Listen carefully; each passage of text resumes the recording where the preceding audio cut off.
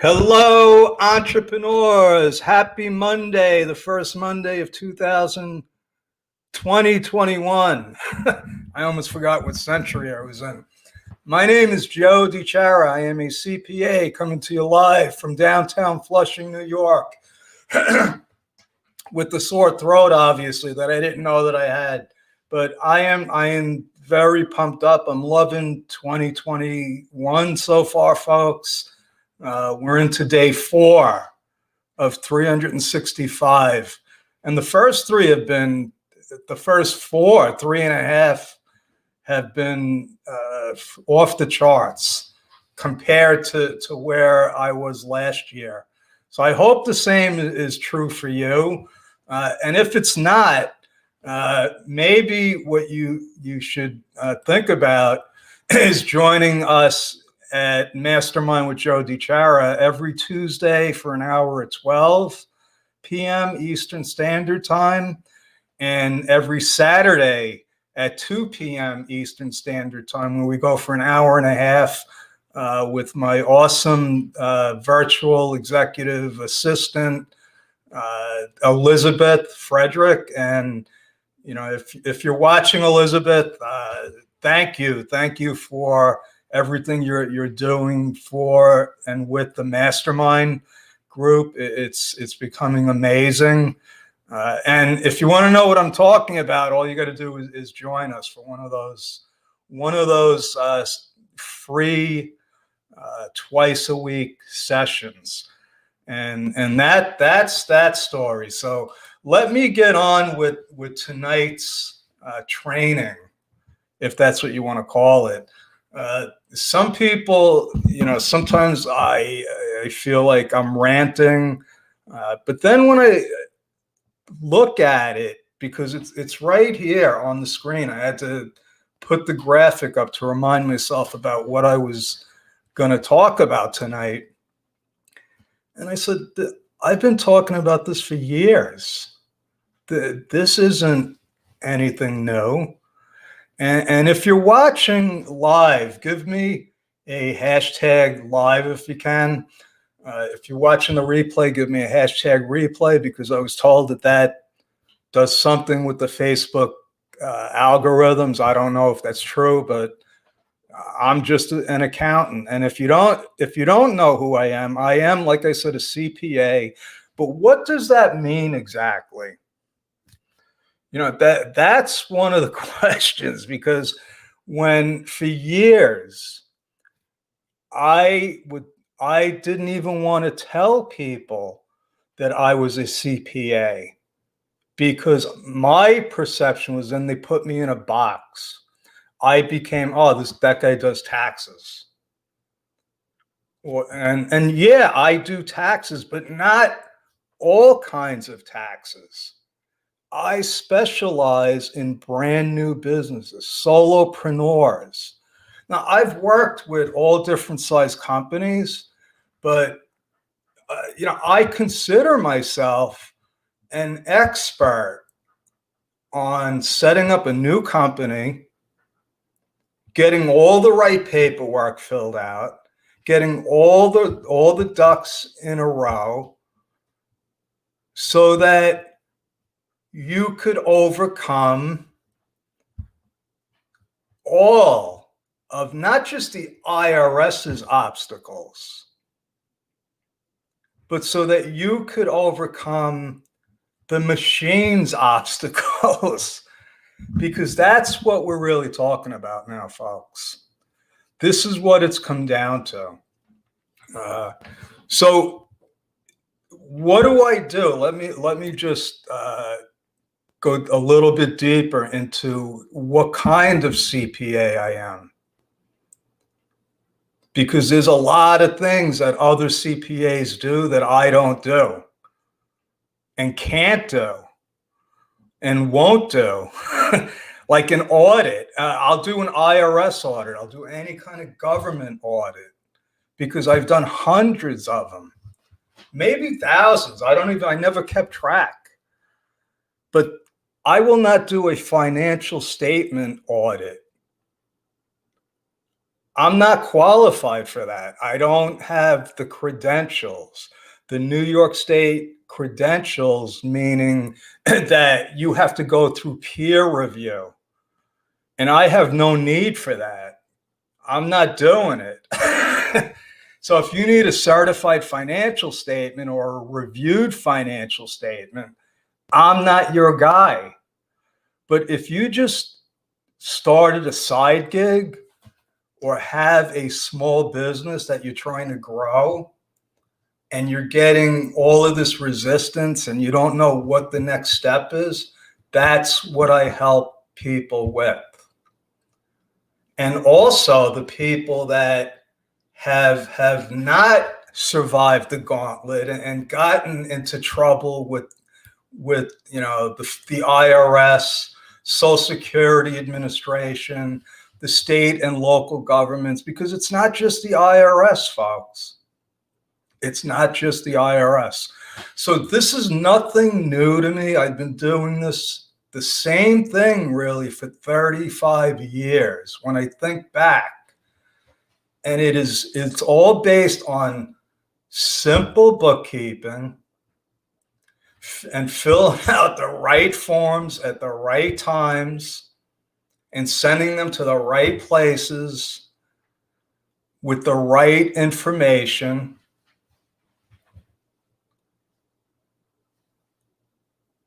And that's not easy. I can make it as simple as possible. Okay,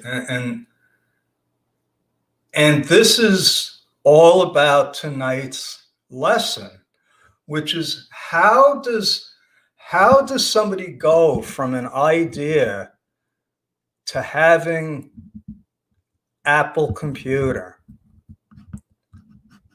or Microsoft or Starbucks or McDonald's? Because they all started out as solopreneurs just with an idea. And if you go back and you reverse engineer every one of those situations, one thing is for sure, not one of them could do it on their own. Not one single successful business owner has ever done it all on their own. So what did they do? How did they get from the idea to a solopreneur to an actual business? Forget about, a public company listed on the stock exchange, because the truth is that that's pie in the sky thinking. That happens only a few times a century for a handful of people. But to be successful, you don't have to get to that level. But you could still follow the same type of organizational structure, because all of those companies, those big companies, they ran the gauntlet. They got through this part that most people can't. And what am I talking about, this part? So when you decide to start a business and you actually start doing stuff, okay, and you get to the point where you got to register with the IRS or the Department of Labor, or you got to get insurance, you're in the machine, and it's like a paper shredder. That's what it's like for people that have never operated a paper shredder before. It's impossible. It's impossible to do yourself. So example, I just got a client, an existing client, blindsided me with a a call with, and as soon as he called, I'm on speakerphone, and it's with somebody that he wants to hire.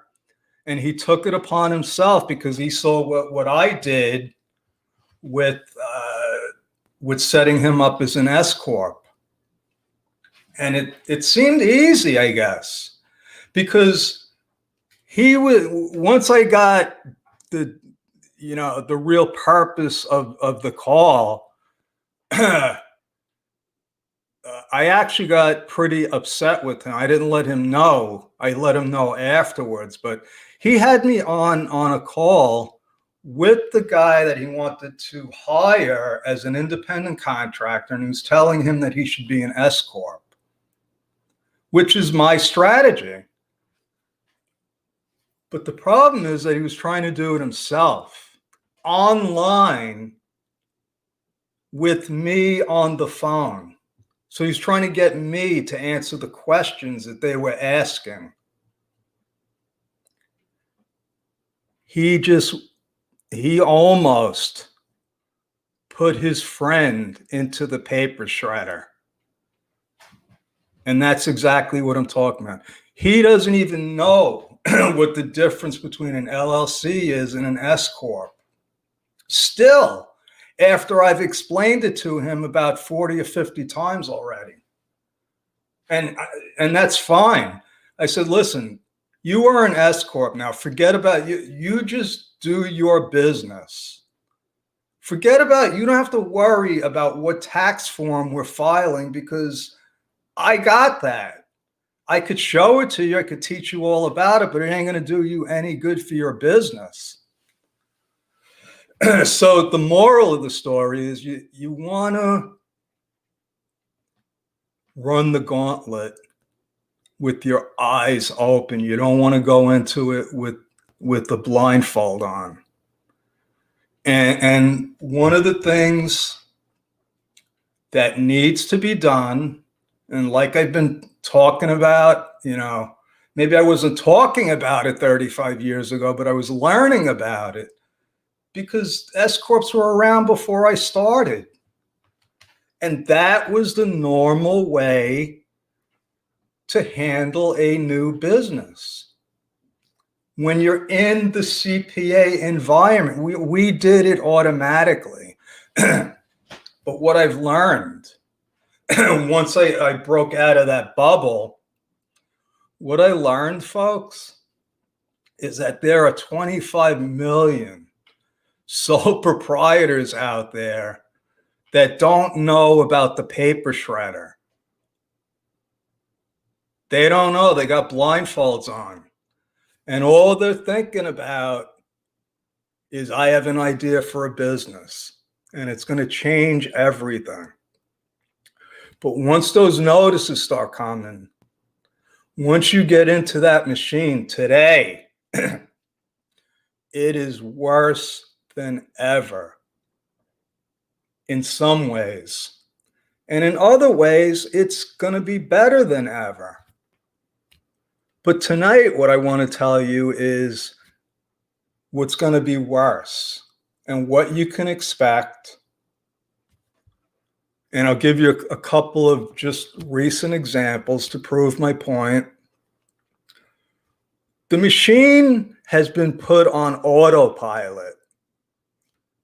Okay? When you get a letter, that is not coming from a person. I'm not even sure if a person ever even reads the stuff going out and reviews what's actually like the issue, and maybe the information is there to be resolved. That ain't happening. They're on AI just like everything else. But their system was broken before, folks. The IRS, as bad as they weren't really that bad. The way I look at it, I mean, they are just an administrative vehicle, an underfunded administrative vehicle for the politicians really to do what they think they're supposed to be doing. So that's what the machine is. So what's happened because of COVID, just like, it's affected every other part of everything, it knocked them out completely. I mean, they were bad. The system was fractured before. And I'm not just talking about the IRS. I'm talking about any government agency, because that's just the way it is. I've never heard, I don't know that much about running the government, but as far as I could see, I don't see any of the agencies saying, hey, we got a surplus. We got more than enough money to do what we need to do. They're all asking for more money. And now they got 6 months of complete shutdown.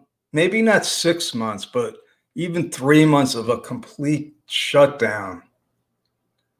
And they will never, ever be able to recover from that. It's not possible. So what's happening now is a machine that is underfunded, doesn't have enough oil to run, it's overheating, and they programmed it. They said, listen, machine, you're going to just spit out letters and notices for money that's due. And if they don't owe the money, they'll just tell us, and then we'll fix the information in you. So what's happening now is my clients, actually not so much my clients, because I've already got the machine under control. What's happening with small businesses is they are at an even greater disadvantage now, because just something, and I'll give you an example, as simple as registering for payroll, where you have to go to 2 different, in North Carolina, you got to register with the withholding division. And then once you get an account number, you have to register with the Department of Labor for unemployment. So there's 2 registrations, and you can't do the second one until you've done the first one. So we did the first one, and then you get a message saying you will get your account mailed to you within 7 to 10 days. Okay, so we can't do step 2, but we're starting payroll in January. So we did this like on December 20th. So we were like, okay, so we should get this in, no problem. We never got the account number. So now I have to call them, and they don't have anybody. They're understaffed. So my message goes to voicemail, because I'm just looking for the account number to register for the unemployment. We can't run the payroll because Gusto, our payroll company, is asking us for these numbers. We're going to figure out a workaround. But the point is now that, I know the system. I know what has to happen, when it has to happen. But a regular business owner can't know these things. And if you're a business owner and you know this, then there's a problem with that too, because you have too much information. So because they're underfunded, understaffed, they didn't process the first application. It got processed. I mean, we're in their system, because I got a phone call.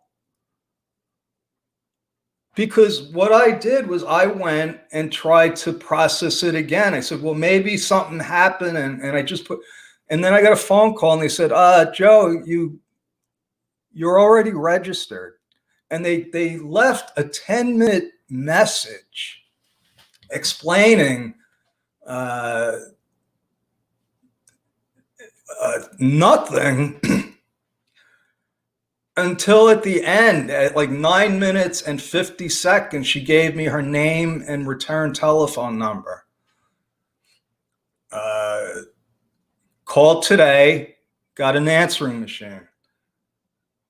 Okay, now I'm giving her my number again and saying, please, all I need is the account number. Here's the point, folks. In normal circumstances, this should be 1, 2, 3. This is a simple thing that's done thousands of times a day. You know, in North Carolina, everybody that has a new business has to register. So this isn't like I'm the only one that has done this. So the system's broken and it has a ripple effect. I'm spending time, you know, my client can't run the payroll the right. We're going to have to fix it later on. That's a problem. The state of California needs to be called out. And I'm almost out of time, but this is a good way to end this. The state of California, I think, needs to finally be called out on what is going on there. My clients are telling me that they are getting rudeness, outright, you know, when they call the state to resolve a tax problem, they are getting nasty people with a bad attitude. And that's not what their job is. If they're answering that phone for the government agency, they are supposed to be there to resolve the issue, not to come down on a taxpayer that has a problem. But the real problem here is that it starts at the top. Okay? The California machine is beyond bankrupt. Okay? And so my experience is, and I've mentioned this before, I have 4 clients that all filed their extensions on time with the right payment. I got confirmation on my end as the preparer that the extension went through and it was accepted. And they got financial confirmation that the taxes were paid. 4 of them were sent notices saying that they never filed an extension and that the money was not paid. That is not a coincidence, folks. So it's time that somebody started talking about what is going on in the state of California, because that should be freaking illegal. It should be illegal what is going on there. And that's my story, and I'm sticking with it. So I hope this helped a little. If it scared you, it's supposed to. I would not do this myself. Okay?